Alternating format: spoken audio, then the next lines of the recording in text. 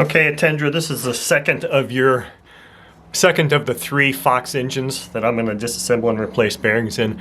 Now this one is an interesting one to me because I've never seen one of these. This is a Fox Q or Quickie 500 engine, which I believe is a 40 sized or 45. I believe I just read it was a 40 sized engine. But the thing that's really interesting to me about this is there's a couple of things.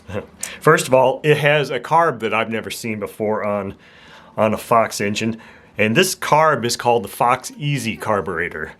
And anybody that's familiar with Fox engines will know that Duke Fox made highly complex carburetors, some having 4 adjustments.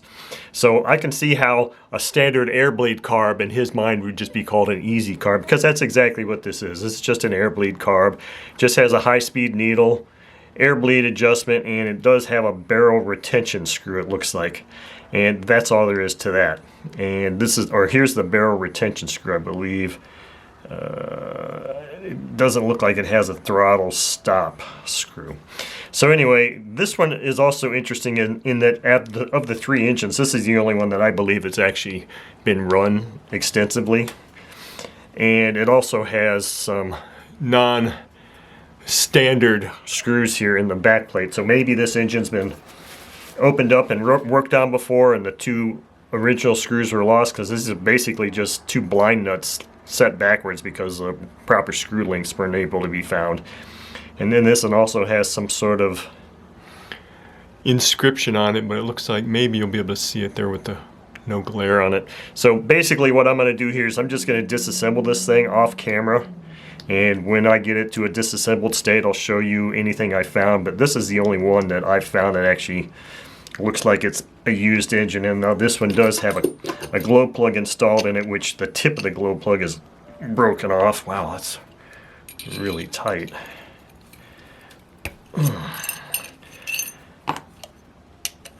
I'm usually pretty strong, but there are times when people put glow plugs in way tighter than they need to be, and that was the case there. So this is also, I believe, trying to look in here real quick. This is an ABC engine, not a ringed engine. It's an ABC style engine, and it looks like there might be a score mark on the piston. I don't know that you're going to be able to see that. I can show it to you when I get this piston out, but interesting. Alright, I'm going to turn the camera off, disassemble this engine, and I'll come back with any strange results or whatever I find. Okay, turning this back on here real quick. I did just remove the rear cover, and this gasket unfortunately did not survive, so I'm going to have to see if my gasket vendor can supply a new gasket. But I thought this is a very interesting design in that this is a Quickie 500 engine, and you can see how the sleeve has got some really different milling out and porting going on there, and I'm hoping that I'm not going to have too much difficulty getting this sleeve out or anything, because this looks, and even the bottom of the piston here looks like it's got a cutout for it too, which is just, so this is just an interesting engine in general. So I'm going to turn off here and continue the disassembly, and I'll come back on if there's any other interesting things. Okay, here I am. I've got this engine all disassembled. This was a true ABC engine, and this is the piston. And you can see, hopefully you can see here, you can see that I was correct about having this one's been run. I don't know if I can wipe this off enough. There's a piston, there's a marking on here that's a Q. And that Q stands for Quickie 500, so that's basically for the manufacturing. When they were putting this together, they grabbed the right bin of pistons. This particular carburetor gasket is fine. It was undamaged. Carburetor is very smooth. I'll probably throw this in the ultrasonic with everything else just as it is. There's no need in disassembling it. Here's our crankshaft. I'll clean this up with the new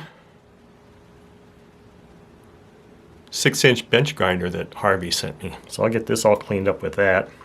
And this crankshaft is interesting because it's got a bunch of little cutouts in it, and I don't know if that's what they did just to balance this thing, balance the piston and stuff out. It has to be, because they don't look like they're very precise.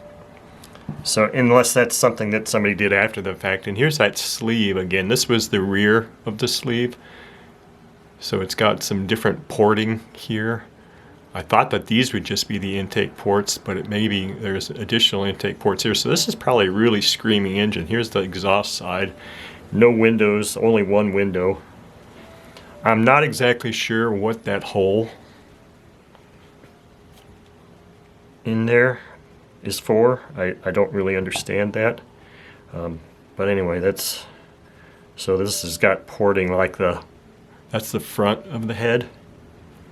So it's rather interesting. Now the inside of this engine is rather dirty. The ultrasonic cleaner is warming up right now. So that and several other parts are going to go in there. This prop hub is all carameled up, so that'll go in there. Rear cover looks pretty good, but it's got some stuff on here. So a lot of these things are going to go in the ultrasonic cleaner. Let's look at these bearings. Again, this rear bearing, it's used. Kind of rough. It'll get replaced. Front bearing, at least it spins better than that first bearing that was in a new engine. It's still rough. Not going to do anything with those other than toss them. So that's all there is to this. I will come back to this when all these parts are cleaned up and maybe ready to have the bearings installed, or maybe just at the conclusion. I'm not really sure.